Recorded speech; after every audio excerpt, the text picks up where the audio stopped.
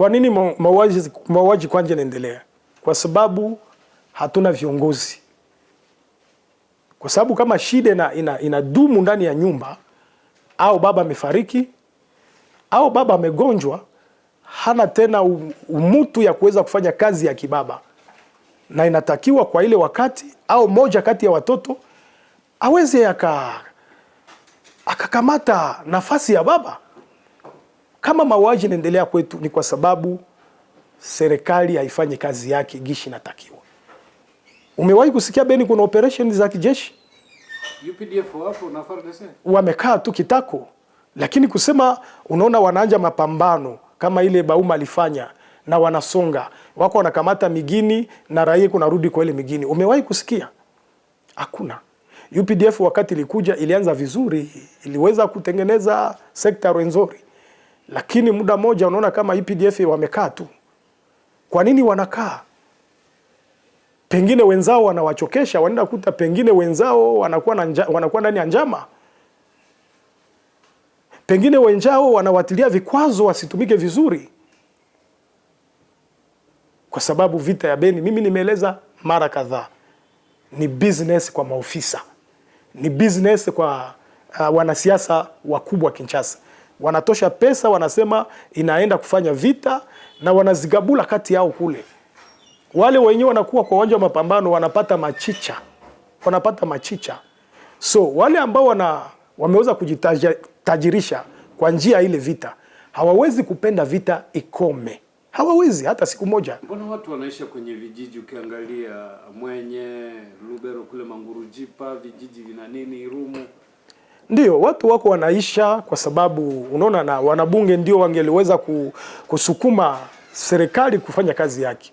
Lakini wanabunge wote Kisekedi ameotia kwenye mifuko.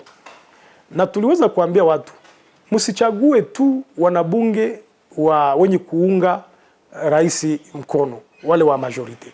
Kwa sababu hawataweza kusema, inabidi kuchagua vile wapinzani. Unaona hata makati ya muhula uliopita, ulikuwa nasikia wakina Bwana Kiro wanatingiza, wanaitisha ministre wa defense, wanaitisha ministre wa interieur, wanaomba kukue descente sur terrain, waende nani minister ashuke akuja jione. Hii turu umeweza kusikia hiyo? Wakina Mbindule kuliko kusemea mauaji anapigana na Kamere. Kwa sababu mbele alikuwa na shida na Kamere, sasa leo amekuwa bien positionné, amekuwa mmoja kati ya wenye kumuunga rais mkono, anaongea na rais vizuri. Sasa inatakiwa alipishe Kamere. Kwao Beni, Butembo, ndugu zake na wako na chinjwa, hakuna wa kuwasemea kwenye bunge. Hiyo ni shida. Hiyo ni shida. Nini naweza kufanyika? Naweza kufanyika kwangu ni mabadiliko ya uongozi ama waongozi. Natakiwa waondoke kwa sababu wanashindwa kazi. Ya pili ni ile mazungumzo.